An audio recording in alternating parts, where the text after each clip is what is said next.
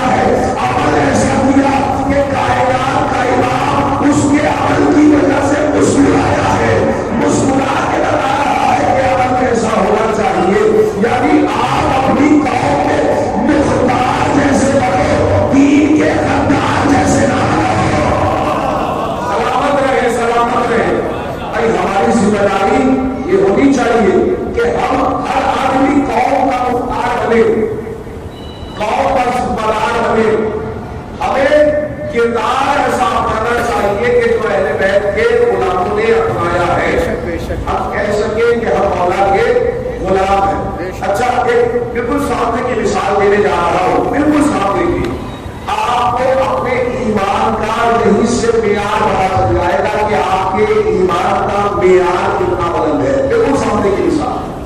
اور آپ یہ بھی سمجھ جائیں گے کہ آپ کتنے بڑے مومن ہیں, کتنے بڑے مولا کے آزادار ہیں, کتنے بڑے مولا کے چاہنے والے. نوجوانوں کے لیے خاص طور سے, بزرگ مجھ سے بہتر جانتے ہیں. ایک انسان دیکھیے,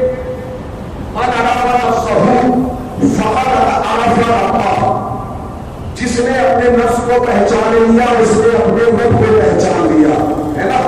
مولا کائنات کا قول ہے کہ من عرف نفسہ فقد عرف ربہ, جس نے اپنے نفس کو پہچان لیا اس نے اپنے رب کو پہچان لیا.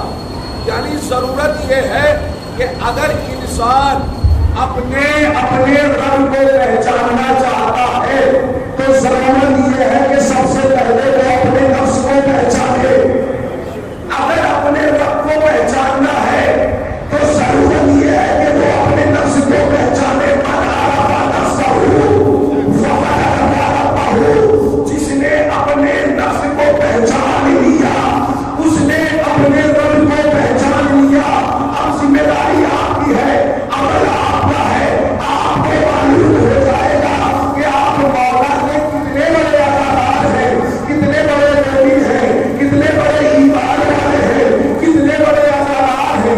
مثال یہ دے رہا ہو کہ اگر امام کا ظہور ہو جائے, اگر امام کا ظہور ہو جائے اور امام آپ سے کہے کہ بھائی اپنا موبائل ذرا مجھے دے دو, میں دیکھنا چاہتا ہوں کہ آپ کے موبائل میں ہے کیا, تو اب آپ ایسا کردار رکھیے.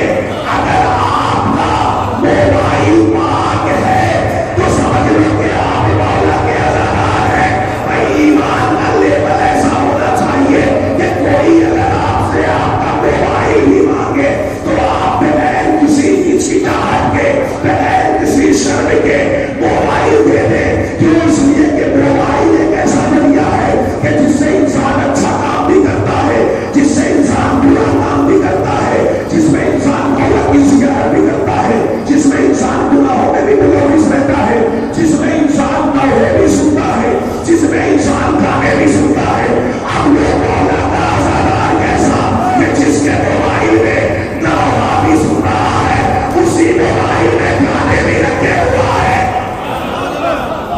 بھائی ایمان کا لیول موبائل سے پتہ چل جائے گا. اب اگر آپ کا موبائل ہی پاک نہیں ہے تو آپ سمجھ جائیے کہ آپ مولا کے کتنے بڑے عطاء ہیں. اس سے زیادہ میں کچھ نہیں کہہ سکتا. اگر موبائل آپ کا پاک ہے, پاکیزہ ہے, بالکل سامنے کی بات ہے. اگر موبائل پاکیزہ ہے یعنی آپ خود عطاء نہ بنے, موبائل کو بھی بنائے.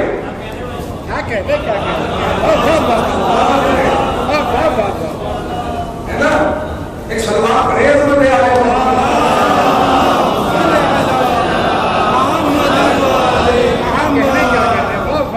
یعنی انسان اپنا کردار کو ایسا رکھے, کوئی معیار کو ایسا لے کے آئے کہ اگر آپ سے کوئی بندہ مومن کہے, امام تو دور کی بات ہے, کوئی بندہ مومن کہے کہ بھیا اپنا موبائل دو, تو آپ کو ہچکچاہٹ محسوس نہ ہو, شرم محسوس نہ ہو.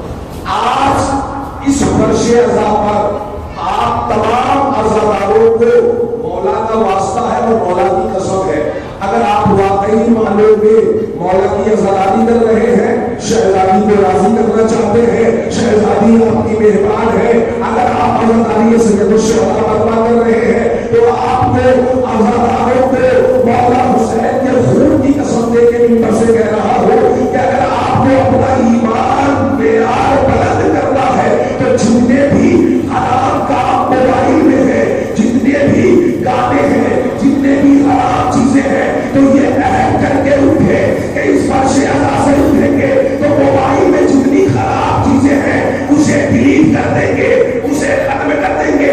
اگر آپ نے اپنے موبائل کو صاف کر لیا تو آپ کا دل بھی صاف ہو جائے گا,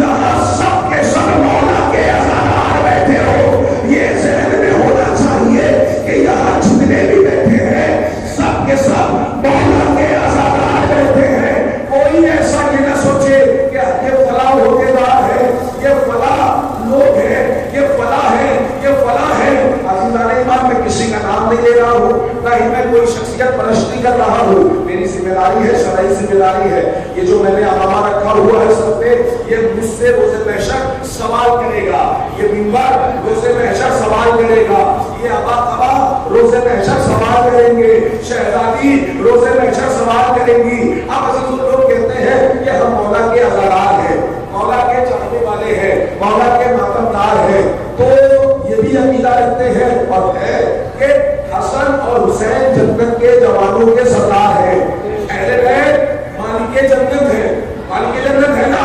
اب عزیزان ایمان سوچئے کہ ہر انسان یہ سوچتا ہے کہ ہم تو مولا کے عزادار ہیں، جنت میں چلے جائیں گے، ہم تو مولا کے عزادار ہیں۔ ہاں وہ کریم ابن کریم ہے، تاریخ میں ہے کہ اگر آنسو کا ایک قطرہ بھی نہ صحیح، اگر مچھر کے پر کے برابر بھی، مچھر کے پر کے برابر بھی آپ کی آنکھیں نم ہو گئی تو آپ کے اوپر جنت واجب ہے، لیکن تب جب معرفت کے ساتھ ہو، معرفت کے ساتھ اگر آپ گریا کر رہے ہیں، معرفت کے ساتھ تو جنت واجب ہے۔ ویسے تو یہ قریب ابن قریب ہے، زہرا نے وعدہ کیا ہے میں جنت میں جب تک قدم نہیں رکھوں گی جب تک میرے عزادار نہیں جائیں گے، تاریخ ہے میں جنت میں جب تک نہیں جاؤں گی جب تک میرے بیٹے کے عزادار نہیں جائیں گے۔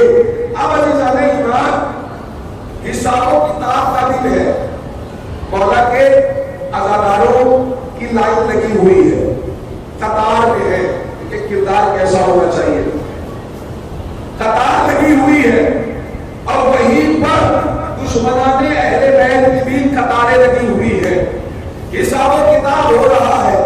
جنت کے دروازے کے باہر آقا حسین بیٹھے ہوئے ہیں اور لوگوں کے نامہ اعمال دیکھ رہے ہیں۔ اب جب نامہ اعمال دیکھ رہے ہیں تو جس کو جیسا جس نے عمل کیا ہے ویسا حکم دیا جا رہا ہے، اسے جنت کے اس طبقے میں ڈالا جائے، اسے اس خانے میں ڈالا جائے، اسے جہنم کی طرف لے جایا جائے، طرح طرح کے معاملات ہیں، لوگ کھڑے ہوئے ہیں۔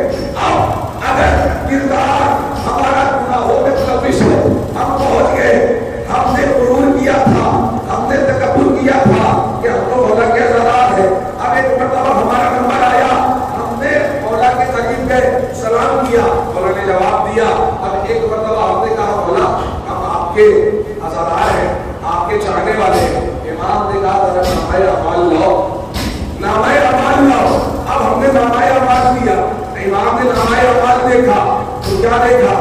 بھائی تمہارے نامہ اعمال میں تو کچھ نہیں ہے، مولا کیا کرے، وقت نہیں ملتا تھا، کچھ کر نہیں پائے، نماز پڑھی نہیں پڑھی، نماز پڑھی نہیں پڑھی، پوری پڑھی، وقت نہیں ملتا تھا، روزہ رکھا وہ بہت بیمار رہتے تھے اس لیے نہیں رکھ پائے، چلو کوئی بات نہیں، کفارہ دیا نہیں دیا، اچھا حج کیا، صاحب استطاعت نہیں تھے، امر بالمعروف کیا نہیں کیا، نہیں از منکر کیا نہیں کیا، تو پھر کیا کیا؟ کس بیس پہ میں تمہیں جنت میں بھیجوں، کس بیس پہ بھیجوں؟ کہا مولا ہم نے بڑا ماتم کیا ہے، ہم نے بڑی عزاداری کی ہے، ہم نے بڑا لٹایا ہے، ہم نے عزاداری کی ہے، ہم نے آنسو آیا ہے، ہم نے گریہ کیا ہے، ہم نے ماتم کیا ہے۔ امام نے کہا وہ یزیدیوں نے نہیں کیا، مجھے قتل کرنے کے بعد سب سے زیادہ آنسو اسی نے بہایا، یزید کے لشکر نے آنسو بہایا،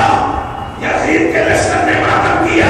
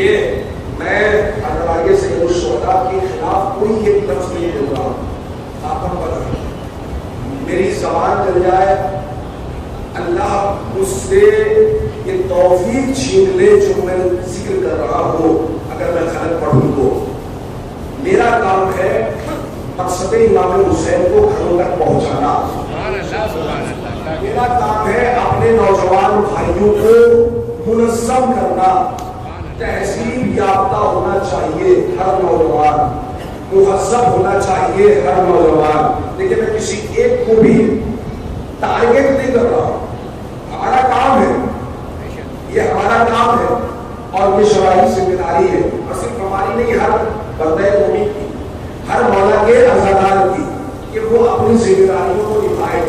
دیکھیں آپ کو کہا جاتا ہے، آپ کو تو فخر کرنا چاہیے، آپ کو شیعہ اثناشری کہا جاتا ہے، یعنی 12 ہادیوں کو ماننے والا، 12 ائمہ کی سنت پر سیرت پر عمل کرنے والا شیعہ فالوور جو کہتے ہیں، اتباع کرنے والے کو شیعہ کہتے ہیں۔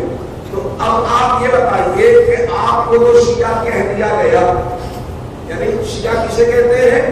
شیعہ کہتے ہیں فالوور کو، شیعہ کہتے ہیں اتباع کرنے والے کو، شیعہ کہتے ہیں پیروی کرنے والے کو۔ اب یہ آپ کی ذمہ داری ہے، آپ دیکھ لیں کہ آپ کس کی پیروی کر رہے ہیں۔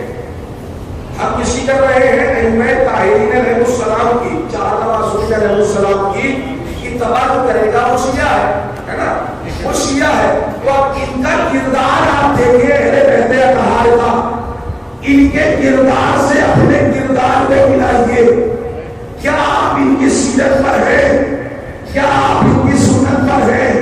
کیا ان کا کردار سے آپ کا کردار مل رہا ہے؟ اگر مل رہا ہے تو آپ شیعہ ہیں، نہیں تو مہم ہے، مہم ہے۔ مہم ہونا اور ہوتا ہے، شیعہ ہونا اور ہوتا ہے، یہ ہمیں فخر کا مقام ہے کہ ہم شیعہ اثناشری ہمیں کہا جاتا ہے، دعائے فاطمہ کہا جاتا ہے، زہرا نے ہمیں منتخب کیا ہے کہ ہم ان کے دال کے اوپر آنسو بہائیں، آنسوؤں کا نذرانہ پیش کریں۔ یہ سب کے مقدر میں نہیں ہوتا ہے اور ہادی سب کو نصیب نہیں ہوتا ہے۔ کائنات کی سب سے بڑی نعمت کا نام ہے محمد مصطفیٰ۔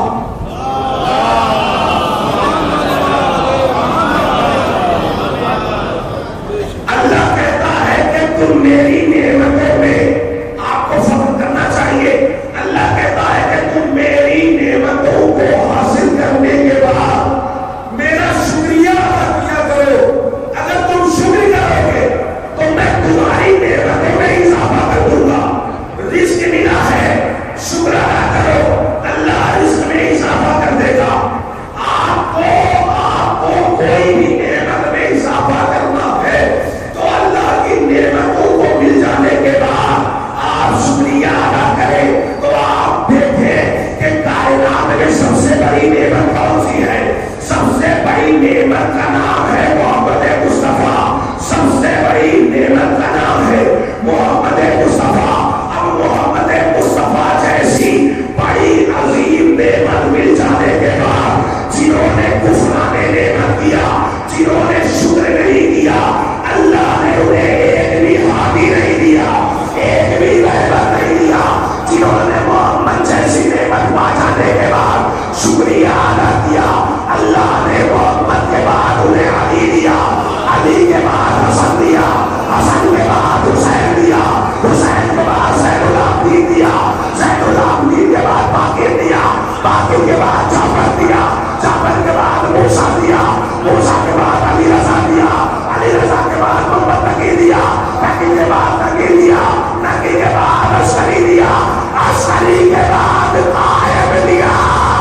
جب قائم پہ شکر ادا کیا تو نعمتیں تمام ہو گئی۔ ہمیں فخر کرنا چاہیے کہ ہم نے محمد مصطفیٰ کے بعد شکریہ ادا کیا تو اللہ نے ہمیں 12 ایمان دیے جنہیں نہیں ملا، آج بھی وہ اپنے کانوں میں بوریاں لیے ہوئے کبھی ایران کبھی ایران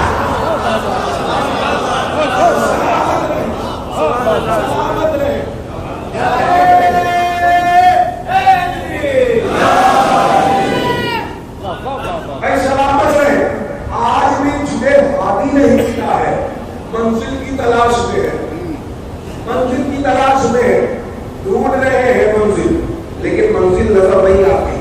الحمدللہ ہمارے پاس تو ہدایت کا چراغ ہے۔ اللہ کا وارث وہ حافظ شریعت آج بھی پڑھتا ہے، قید میں بیٹھا آپ کی اور شریعت کی حفاظت کر رہا ہے۔ دنیا پریشان ہے کہ شیعہ مٹ کیوں نہیں جاتے، شیعہ مر کیوں نہیں جاتے۔ پوری دنیا شیعت کی دشمن ہے۔ جہاں بھی عزاداری ہوتی ہے ٹارگٹ کیا جاتا ہے، جہاں بھی ماتم کیا جاتا ہے ٹارگٹ کیا جاتا ہے کہ یہ بدعت رائج کر رہے ہیں۔ ہر جگہ شیعوں کو قتل کیا جا رہا ہے، شیعوں کے خلاف بولا جا رہا ہے، شیعوں کو برا کہا جا رہا ہے۔ ہر جگہ لوگ شیعوں کے دشمن ہیں۔ دشمن کیوں ہے؟ اس لیے کہ ان کے پاس سب سے بڑی چیز ہے، وہ ہے عزاداری، وہ ہے فرض عزا، وہ ہے ولایت علی۔ یہ مٹتے کیوں نہیں؟ دنیا پریشان ہے۔ پریشان کیوں نہ ہو؟ اس لیے کہ یہ شیعہ قوم ہے، ان کا تعلق ہے 12 اماموں سے، 12 اماموں سے ان کا تعلق ہے۔ اسلام میں سلام کرنا ہے سنت، جواب دینا ہے واجب۔ سلام کا مطلب ہوتا ہے سلامتی، سلامتی کی دعا کرنا، یعنی السلام علیکم، آپ سلامت رہے، وعلیکم السلام، اور آپ بھی سلامت رہے۔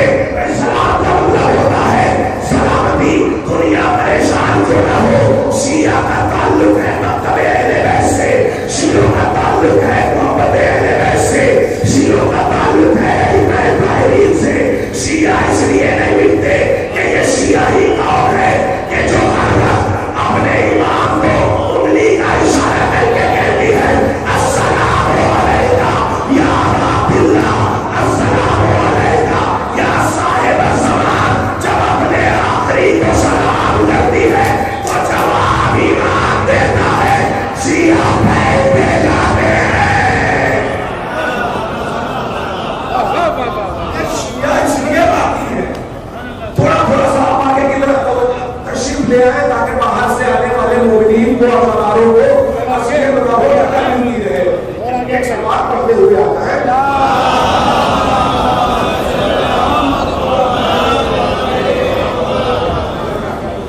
تو بھائی شیعہ کہتے ہیں انکار کرنے والے کو، شیعہ کہتے ہیں انکار کرنے والے کو دنیا حیران ہے، پریشان ہے کہ یہ ملتے نہیں ہیں۔ یہ کیسے ملیں گے؟ جب یہ سلام کرتے ہیں تو ان کا جواب امام دیتے ہیں۔ یہ الگ بات ہے کہ ہمارے گناہگار کار ہیں، ہم گناہوں میں ملوث ہیں، تو ہم گناہوں کی وجہ سے امام کی آواز کو نہیں سن پاتے ہیں۔ اب اگر آپ چاہتے ہیں کہ آپ کا امام آپ کو سنائی دے، آپ کو دکھائی دے اور آپ کی مدد کرتا رہے، آپ کے عمل سے راضی رہے، تو آپ ویسا بن کے دکھاؤ جیسا امام چاہتے ہیں۔ یہ کہنا کہ ہم شیعہ ہیں یہ کافی نہیں ہے۔ مذہبوں کا ہے جب امام کہیں کہ یہ ہمارے چاہنے والے ہیں، یہ ہمارے شیعہ ہیں۔ مذہب تبھی آئے گا جب امام خود کہے یہ ہے ہمارے چاہنے والے، یہ ہے مولا کے سردار۔ ایک شخص آیا حضرت امام جعفر صادق السلام کو سلام کیا،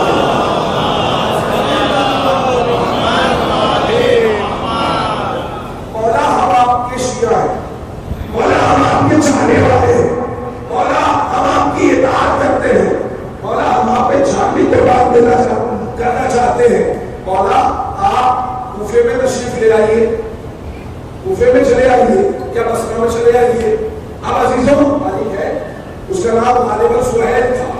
سہیل نامی شخص ایک امام جعفر صادق علیہ السلام کی خدمت میں آیا اور وہ کہتا ہے کہ مولا ہمارے یہاں آپ کے چاہنے والے ہیں، آپ پر جان اٹھانے والے ہیں، آپ کے چلتے مظلوم کی عزاداری کرنے والے ہیں، ماتم کرنے والے ہیں، آپ کو یاد کر رہے ہیں، آپ چلے آئیے ہمارے یہاں، آپ پر سب لوگ نثار ہونے والے ہیں۔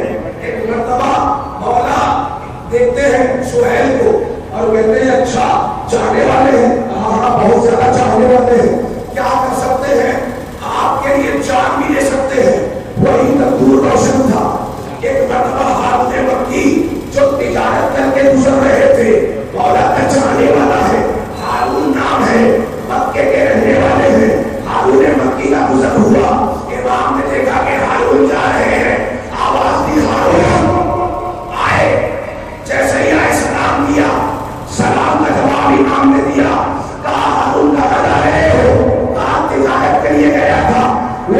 घर जा रहा हूँ, अच्छा सामान रखो, और ये तंदूर देख रहे हो, कहाँ तंदूर देख रहा हूँ, कहाँ इस तंदूर में जाकर बैठ जाओ, जाओ इस तंदूर में छनाक लगा दो, बैठ जाओ। अजीजों, इतना बड़ा तंदूर रोशन है, आग भड़क रही है, आग जल रही है, आग रोशन है। अब ये सुहैल जो आया था, जो मोहब्बत का नंबर रहा था, जो ये कह रहा था कि मौला मैं आपका शिया हूँ, ये देखने लगा हैरत से, ताज्जुब से। अब इमाम ने जैसे ही हाथ में मक्की तंदूर के अंदर गए, इमाम ने तंदूर का दहना बंद कर दिया, उसका ढक्कन लगा दिया, बंद कर दिया। अब इससे मुखातब हुए, कहा हमें क्या कह रहा था, कहा कि आपके शिया बहुत ज्यादा है, अब आप ये चाहते हैं कि आप हमारी बस्ती में आइए, आप हमारी बस्ती में आइए, हम आपके चाहने वाले हैं, हम आपकी इताअत करने वाले हैं, हम आपकी मदद करने वाले हैं, हम आप बच्चों को जान कुर्बान करने वाले हैं। इमाम ने कहा अच्छा, मेरा एक शागिर्द तुम्हारे यहाँ था, उसका क्या हाल है? कहा हाँ वो ठीक है। इमाम बात कर रहे हैं, लेकिन वो इमाम की बातों में तवज्जो नहीं कर रहा है, बार बार वो उस तंदूर की तरफ देख रहा है कि भाई इसका क्या बना होगा, इसका क्या हाल होगा। आग भड़क रही है, आग रोशन है, ये तो चल के सुना हो गया होगा, उसकी हड्डियां भी साफ हो गई होगी। दिल में तसव्वुर कर रहा है, इमाम गुफ्तगू कर रहे हैं। एक मरतबा वो बार बार तंदूर की तरफ देखता है, इमाम उससे सवाल करते हैं, कोई जवाब नहीं देता। इमाम कह रहे क्या हुआ, वो बार बार तंदूर की तरफ देख रहा है। कहा मौला कमाल हो गया, आप भी अजीब है, आपका एक चाहने वाला जो आप पर जान कुर्बान करना चाहता था, आपने उसे तंदूर में बिठा दिया।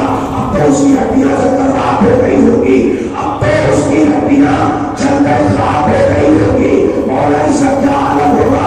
एक मरतबा मौला ने कहा अगर तुझे ज्यादा ही फिक्र है, ज्यादा ही परवाह है, तो अपने हाथों से तंदूर का दहना हटा, और दहना हटा के देख ले तंदूर में झाँक के कि इसका क्या हाल है। तो तारीख कहती है कि हारून मक्की ने उस तंदूर के दहने को हटाया तो क्या देखा, उस सुहैल ने तंदूर के दहने को हटाया तो क्या देखा कि हारून मक्की तंदूर के अंदर बैठे हुए कुरान की तिलावत कर रहे थे। कुरान की तिलावत हारून मक्की कर रहे थे। ये देखकर परेशान हो गया, हैरत में पड़ गया, ये कैसे मुमकिन है? इमाम ने मुस्कुरा कर जवाब दिया, ये बता क्या इसके जैसे चाहने वाले हैं? कहा मौला इसके जैसा कोई एक भी नहीं है। कहा जब इसके जैसे चाहने वाले होते हैं तो हमारे चाहने वाले को आग नुकसान नहीं पहुंचाती। तो भैया ये दुनिया की आग है जो अज़ाकारों को नुकसान नहीं पहुंचाती, तो आखिरत की आग क्या नुकसान पहुंचाएगी? ऐसा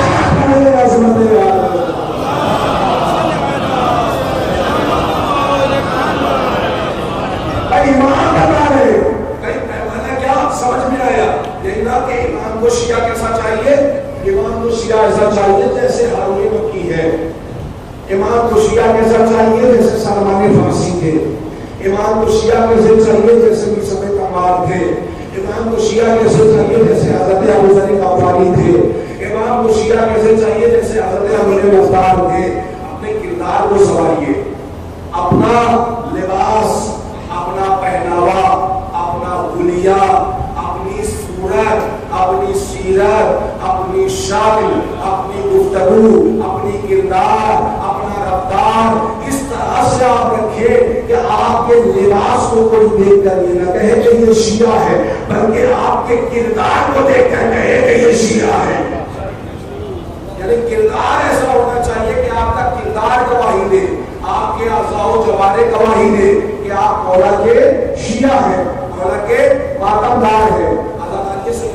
को बेहतरीन अंदाज से बर्पा करिए, कोशिश करिए कि आपसे आपका इमाम राजी रहे, आपसे शहजादी राजी होकर जाए। अजीजों, एक आयतुल्लाह है जो बहुत बड़े आयतुल्लाह गुजरे, नाम ज़हन में नहीं आ रहा है, ज़हन में है, ज़बान में नहीं आ रहा है। कभी कभी ऐसा होता है कि शख्सियत का नाम ज़हन में होता है लेकिन ज़बान तक नहीं आता। बहरहाल एक आयतुल्लाह है, उन्होंने अज़ादानी को मुनज़्ज़म करने के लिए और अज़ादानों को तहज़ीब अज़ा सिखाने के लिए کتاب وفاداری کو عنوان سے لکھی تو اس میں وہ ایک جملہ کہتے ہیں کہ یہ 2 مہینہ 8 دن جو معصومین علیہ السلام ہمارے مہمان ہوتے ہیں، جو شہزادی مہمان ہوتی ہے، دراصل یہ ہماری مہمان نہیں ہے بلکہ ہم ان کے مہمان ہیں۔ انہوں نے اس چیز کو پلٹ دیا۔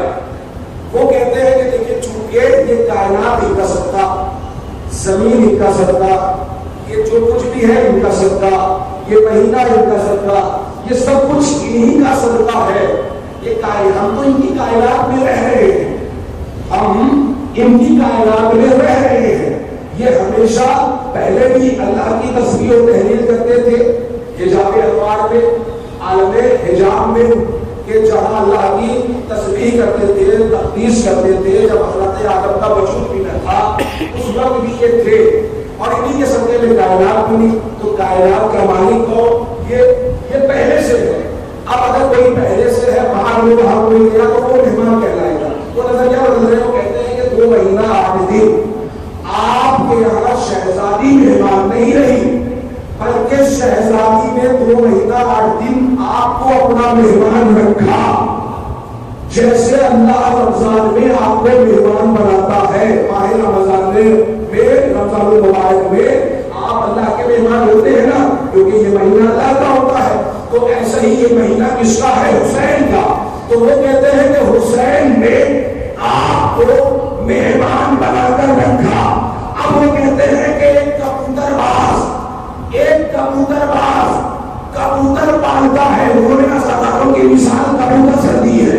وہ کہتے ہیں کہ ایک کبوتر باز جب کبوتر لاتا ہے تو اس کے پر میں پکڑ دیتا ہے شروعات میں کہ کہیں میں پرواز کر کے کہیں دوسری جگہ نہ چلا جائے، دوسرے کے خیمے میں نہ بیٹھ جائے، اسے دانا دیتا ہے، پانی دیتا ہے، لفظوں کو بدل کر یوں کہوں کہ اپنا نمک کھلاتا ہے۔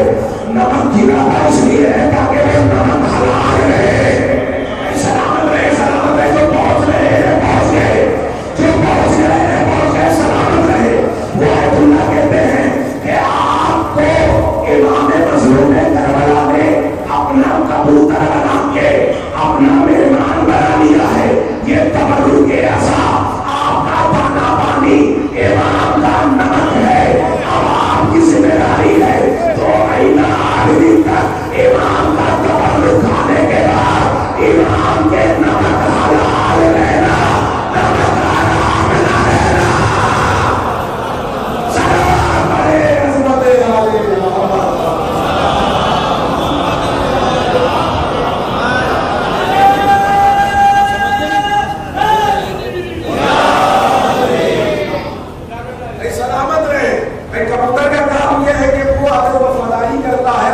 خیمے میں رہتا ہے تو کہہ رہے ہیں کہ حسین کے خیمے میں رہنا، حسین کے خیمے سے باہر نہ چلے جانا، حسین کے وفادار بن کے رہنا، وفادار بن کے نہ رہنا۔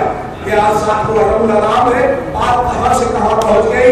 عزیزان یہ بات بہت وقت میں کم بھی گنجائش رہ گئی ہے، لیکن موضوع کہاں ادا ہو جائے تو بس ہم آج ساتھ کو علم العلام ہے۔ جناب قاسم سے یہ تاریخ منسوب ہے، ابھی مسائل کی طرف نہیں جا رہا ہوں، مسائل سننے کے آپ جناب قاسم وہ کہ جو امام حسن علیہ السلام کا بیٹا ہے،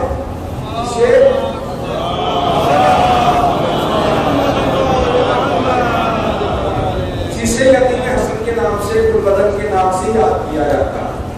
جناب کے اہل بیت کے گھرانے کا چھوٹے سے چھوٹا بچہ بھی علی ہے، شجاع ہے، ان کے گھرانے کے بچوں کا کوئی مقابلہ نہ کرے۔ اب عزیزان ایمان ایک شخص آیا، آنے کے بعد جناب قاسم سے، جناب قاسم کے فضائل کے گوشے میں تھوڑا سا سن رہے کہ جناب قاسم سے آگے کہتا ہے کہ آپ کے بابا بھی عجب عجب دعوے کرتے ہیں، آپ کے دادا نے عجب عجب دعوت دیا ہے، کہا کیسا بابا، کیسی باتیں کرتے ہو؟ کہا کہ آپ کے بابا ایک وقت میں 40 جگہوں پر گئے، یہ کیسے ممکن ہے؟ آپ بھی حد کرتے ہیں، کہتے رہتے ہیں اپنے بابا کے فضائل، اپنے دادا کے فضائل، امام کا یہ بیٹا، حسن مشتبہ کا یہ بیٹا، حضرت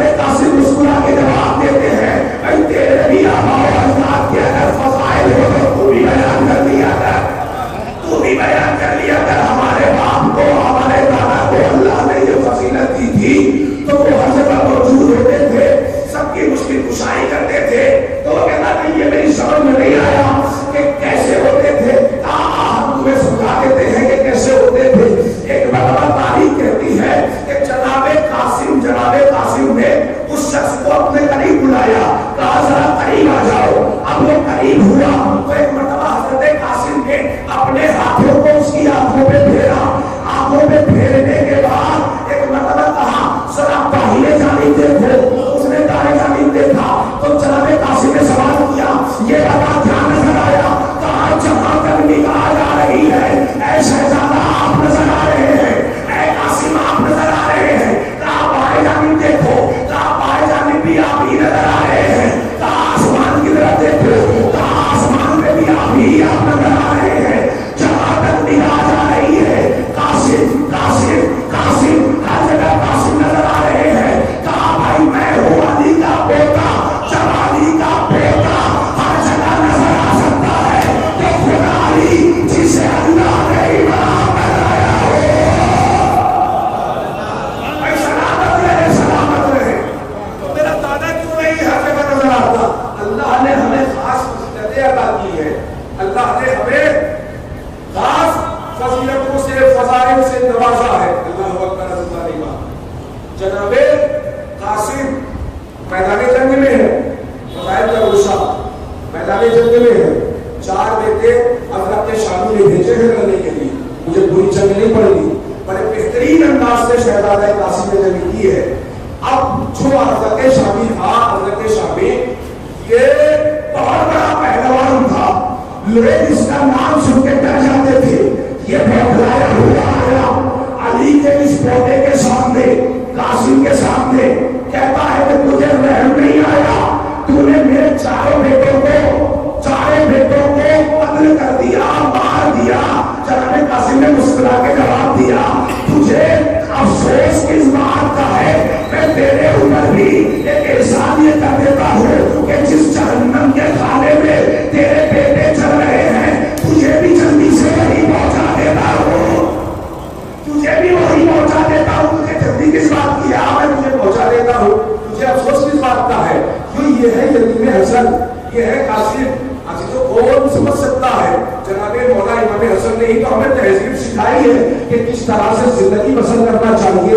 شب و ستم ظلم و ستم امام حسن کے سامنے ایک مرد شامی آ کے کر رہا ہے, کہہ رہا ہے مولا کائنات کی شان کو گستاخیاں ظلم و ستم کر رہا ہے. لیکن امام نے کہا مجھے سواری چاہیے تو ہم تجھے سواری دے دے, اگر تو بھوکا ہے تو مجھے کھانا دے دے, اگر تیرے پاس دولت نہیں ہے, مال و اسباب نہیں ہے تو مجھے مال دے دے. اس کا مطلب کیا ہوا؟ گالی کون دے گا؟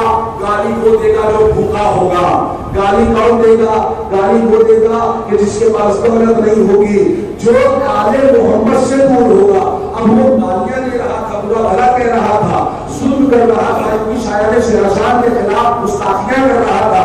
امام نے کردار یہ رکھا, کردار ایسا رکھا کہ امام نے کہا تجھے سواری نہیں ہے تو سواری دے دوں, دولت نہیں ہے تو دولت دے دوں, مال نہیں ہے مال دے دوں, مکان نہیں ہے مکان دے دوں. امام نے رد عمل اس طرح سے کیا, قدموں پہ گر گیا, کہا میں تو آپ کی گستاخی کر رہا تھا اور آپ مجھے عزتوں سے نواز رہے ہیں. ایک مرتبہ ہاتھوں کو چھیڑ کے کہا مولا مجھے اپنا کلمہ پڑھوا دیجیے, آج سے میں آپ کا مدح خواہ ہوں, آپ کی تعریف کرتا رہوں گا. اہل بیت کہتے ہی سے ہے کہ جو اپنے دشمن سے اپنا کلمہ پڑھوا لے, جو اپنے دشمن سے اپنا کلمہ پڑھوا لے اسے کہتے ہیں اہل بیت. مولا حسن ہے, بڑی سادگی بھری زندگی ہے امام حسن مصطفیٰ کی. بس آخری بات, بڑی سادگی سے امام حسن نے زندگی گزاری ہے.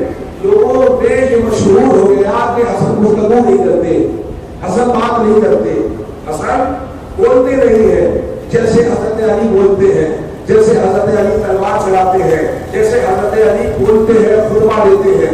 اب فقیر شام سے کہا گیا کہ چونکہ حسن بولتے نہیں ہیں انہیں بلایا جائے, خطبہ دلوایا جائے اور کہا جائے کہ آپ کچھ واضح و نصیحت کریں. جب یہ فصیح و بلیغ خطبہ نہیں دے سکیں گے تو ہم مذاق بلائیں گے, مذاق بنائیں گے. اب عزیزوں علی کے اس بیٹے کو بلایا گیا, اب علی کے اس بیٹے کو دربار میں بلایا گیا, دربار خلافت میں. مولا چلے گئے, جب پہنچے ہیں تو کیا دیکھا کہ لوگ جمع ہیں اور دسترخوان سجا ہوا ہے. ایک مرتبہ اس نے کہا آئیے فرزند نبی دسترخوان سجا ہوا ہے، ہمارے اس دسترخوان سے روٹیاں تناول کیجئے، غذا تناول کیجئے۔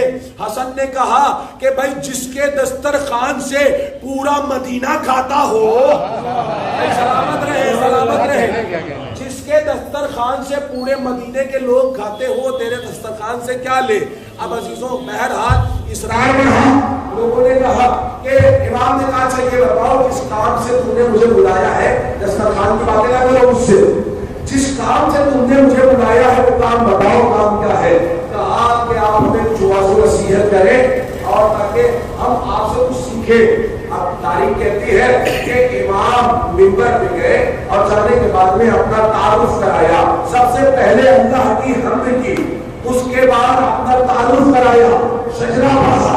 کہتے ہیں جو مجھے جانتا ہے وہ تو جانتا ہی ہے، جو نہیں جانتا ہے مجھے جان لے کہ میں علی کا بیٹا ہوں، میں رسول کا بیٹا ہوں، میں فاطمہ کا بیٹا ہوں، میں مکے کا وارث ہوں، میں مینا کا وارث ہوں، میں کعبہ کا وارث ہوں۔ امام تعارف کرا رہے ہیں، شجرہ پڑھ رہے ہیں، امام شجرہ پڑھ رہے ہیں۔ ایک مرتبہ امام جب آگے پہنچے شجرہ پڑھتے پڑھتے تو امام نے کہا کہ اللہ نے مجھے وہ قدرت عطا کی ہے کہ اگر میں چاہوں تو زمین کو آسمان کر دوں، آسمان کو زمین کر دوں، زمین کو آسمان کر دوں، آسمان کو زمین کر دوں، شمال کو جنوب کر دوں، جنوب کو شمال کر دوں، اگر میں چاہوں تو مرد کو عورت کر دوں، عورت کو مرد کر دوں۔ بھائی بنا سکتا تھا کہ ایک مرد شامل تھا، کہا یہ کیسے ممکن ہے کہ آپ مرد کو عورت کر دیں، عورت کو مرد کر دیں؟ بس امامت کی پیشانی پہ جلالت رب العالمین، امام نے کہا تجھے شرم نہیں آتی، مردوں میں آ گئی۔ سلام علیہ حضرت علیہ،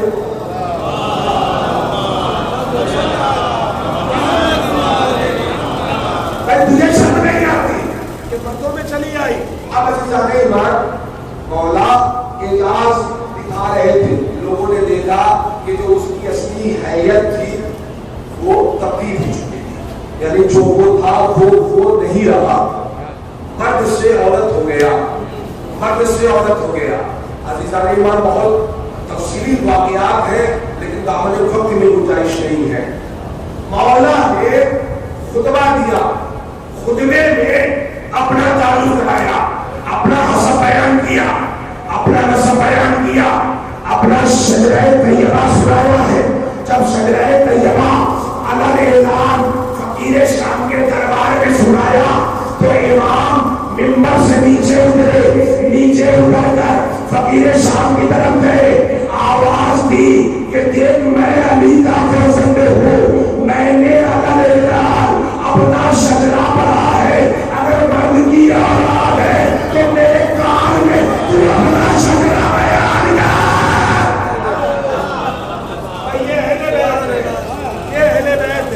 ہمیں فخر کرنا چاہیے کہ ہم امام کے چاہنے والے ہیں، ہم امام کے ماننے والے ہیں، تو ہمیں ویسا ہونا چاہیے جیسے امام چاہتے ہیں، ہمیں عزاداری سید الشہداء ویسی برپا کرنی چاہیے جیسے امام چاہتے ہیں۔ یہ امام حسن ہے، امام حسن کے بغض میں، اہل بیت کے بغض میں فقیر شام نے جودہ بنت اشعث کو زہر دیا، اور یعنی زوجہ امام حسن زہر دیا۔ زہر اتنا قاتل تھا، اتنا قاتل تھا کہ جیسے ہی امام حسن مصطفیٰ نے اس زہر کو نوش کیا، پتہ کیسے دیا گیا تھا زہر؟ ایک گھڑے میں مٹی کے برتن میں پانی ہوتا تھا، پہلے پانی کو کسی طرح سے رکھتے تھے، مٹی کے برتن میں پانی ہوتا تھا، تو اسے ڈھکنے کے لیے کپڑے کا استعمال کیا جاتا تھا، تو اس کپڑے کے اوپر زہر رکھ کے اسے ڈھک دیا گیا، اس کا اثر پانی کے اندر سرایت کر گیا۔ اب امام روزے سے تھے اور امام نے جب پانی روزہ افطار کرنے کے لیے پانی کا استعمال کیا ہے، جیسے ہی وہ پانی گیا ہے نا تو امام اس طرح سے تڑپ رہے تھے جیسے مچھلی تڑپتی ہو۔ اللہ اکبر، امام کے جگر کے ٹکڑے ہونے لگے، امام کے جگر کے ٹکڑے ہونے لگے۔ اللہ اکبر۔ عزیزوں روایت ہے، تاریخ میں ہے کہ پانی میں جو زہر تھا، آپ محسوس کریں کہ میری بات کو جہاں تک میں لے جانا چاہتا ہوں کہ زہر کتنا قاتل تھا۔ امام نے تو نوش کر لیا، یہ حال تو امام کے کلیجے کا ہے کہ امام کے کلیجے کے 72 ٹکڑے ہو گئے. امام اس اذیت کو برداشت کر رہا ہے. امام بتا سکتا ہے کہ زہر کتنا قاتل ہے، لیکن پانی تو ابھی بھی موجود ہے نا. امام نے حسب ضرورت پانی لیا تھا، لیکن گھڑے میں پانی ابھی بھی موجود ہے. امام ہے. امام نے چاہا کہ میں نے تو پانی پی لیا، لیکن یہ پانی کوئی اور نہ پی لے، تو تاریخ کہتی ہے کہ امام نے وہ پانی زمین پہ گرا دیا. توجہ فضا ایمان تصور شرط ہے، وہ پانی زمین پہ گرا دیا. اب آپ تصور کریں گے شہر کتنا قابل تھا. تاریخ کہتی ہے کہ جیسے ہی وہ پانی زمین پہ گرا، ارے زمین چٹک گئی. اللہ اکبر، شہر کے اثر سے زمین چٹک گئی. ذرا تصور کریں کہ امام کے کلیجے کا کیا حال رہا ہوگا کہ جب زہر کو نوش کیا. اب عزیزان ایمان جب مچھلی کی طرح امام تڑپنے لگے تو ایک مرتبہ حضرت ام فروا کو بلایا. امام حسن نے حضرت ام فروا کو بلایا، بی بی ام فروا کو بلایا. بی بی ام فروا حضرت قاسم کو لے کر تشریف لائی. جناب قاسم کی عمر تقریباً 2 سال کی ہے. 2 برس کے شہزادہ قاسم ہے. ابھی زینب کو خبر نہیں ہوئی ہے کہ حسن کو زہر دے دیا گیا. ابھی حسین کو خبر نہیں ہے کہ حسن کو زہر دے دیا گیا. ابھی پیغام بھجوانا ہے کہ حسن کو زہر دیا جا چکا ہے. کس سے پیغام بھجوائے؟ ایک مرتبہ ام فروا سے مولا حسن کہتے ہیں کہ زینب کو خبر کر دی جائے کہ حسن کو زہر دیا جا چکا ہے. میرے بھیا حسین کو میرے قریب بلا دیا جائے. اللہ اکبر. ایک مرتبہ قاسم ہے 2 برس کے. ام فروا کہتی ہے ہمارا بیٹا تو کمسن ہے، میں جاتی ہوں. حضرت امام حسن کہتے ہیں فروا تمہیں جانے کی ضرورت نہیں ہے، تم میرے پاس رہو اور میں قاسم کو بھیجتا ہوں. حسن جا کر اپنی بھوبی زینب سے کہنے کی ضرورت بھی نہیں ہوگی، زینب سمجھ جائے گی. کہا وہ کیسے؟ کہا ذرا حسن کو ایک کرتا پہناؤ. حسن کو کرتا پہنایا گیا. ایک مطلب قاسم کو کرتا پہنایا گیا. شہزادہ قاسم کو کرتا پہنایا گیا. 2 برس کے ہے شہزادہ قاسم. کرتا پہنایا گیا. امام حسن نے جناب قاسم کے گریبان کو چاک کر دیا. اب جب گریبان کو چاک کیا ہے، گریبان چاک ہو گیا، آستینوں میں الٹ دیا. ام فروا سے کہا ہے ام فروا مدینے کی خاک کو قاسم کے سر پہ ڈال دو. قاسم کے سر پہ وہ خاک ڈال دی گئی. اب قاسم کے سر پہ خاک ہے، گریبان چاک ہے، آستینیں الٹی ہوئی ہے. حسن نے کہا میرے لال بھی ابا کے پاس تشریف لے جاؤ. ایک مرتبہ رات کی تاریکی ہے، حسن پہنچے ہیں، دروازے پہ دستک دی ہے.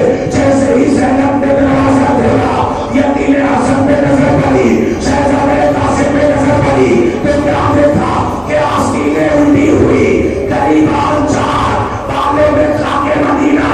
زینب سمجھ گئی، ایک آواز اٹھ گئی، آئے میرا بھیا حسن، ارے میرے بھائی دل ہے. جزاک اللہ آپ کی آواز گریا بلند ہے. اللہ اکبر. جناب قاسم کو لے کر جناب زینب اب بیت الشرف میں تشریف لائی. حجرے میں وہاں پہنچی جہاں امام حسن مصطفیٰ موجود ہے. جیسے ہی پہنچی تو ایک مرتبہ حسین بھی پہنچے. کیا منظر دیکھا کہ تشت میں امام حسن کا کلیجہ کٹ کٹ کے گر رہا ہے. ارے زینب کو جیسے ہی حسین نے آتا ہوا دیکھا، حسن نے آتا ہوا دیکھا، ام فروا سے کہا اے ام فروا میرے کلیجے کے ٹکڑے کو چھپا دو، زینب کی نگاہ نہ پڑے. میں کہوں گا مولا ارے حسن، مولا حسن زینب سے ٹکڑا چھپا رہے ہیں. زینب کربلا کے میدان میں اپنے بھیا حسین کے گلے پہ چل رہا ہوا خنجر کیسے دیکھے گی؟ جزاک اللہ. اللہ اکبر. آخری وقت ہے، آخری وقت میں امام حسن وصیتیں کر رہے ہیں. ایک کاغذ کا ٹکڑا بنایا، اس میں لکھا جسے تاریخ سے امام حسن کے نام سے یاد کیا جاتا ہے.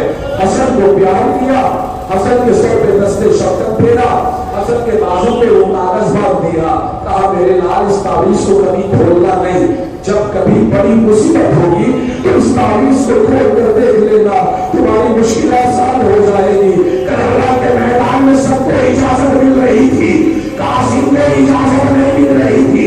اچانک یاد آیا بابا نے آخری وقت میں تعویذ دیا تھا، اللہ اکبر عزیزان ایمان، تعویذ کھولا، اس میں تحریر لکھی تھی، بیٹا قاسم میں کربلا کے میدان میں نہیں رہوں گا، تمہارا چچا مر گئے آبا میں گرا ہوگا، اپنی جان اپنے چچا پہ قربان کر دینا۔ یہ تحریر لے کر جناب قاسم امام حسین کے پاس آئے، بھائی نے بھائی کی تحریر کو دیکھا، آنکھوں سے لگایا، شہزادہ قاسم کو اپنے ہاتھوں سے تیار کیا، امامہ باندھا، کرتا پہنایا۔ تعلیم کہتی ہے کہ جیسے دولہے کو سجایا جاتا ہے ویسے ہی شہزادہ قاسم کو سجایا، جگہ جگہ سے کریمان چاک کر دیا۔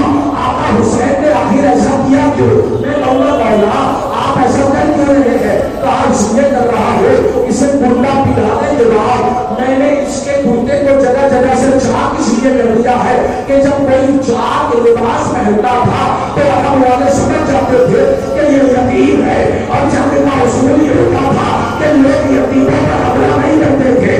میں نے اسے دولہے کی طرح اس طرح سے سجایا ہے کہ لوگ جب جنگ میں جاتے تھے اور یہ دیکھتے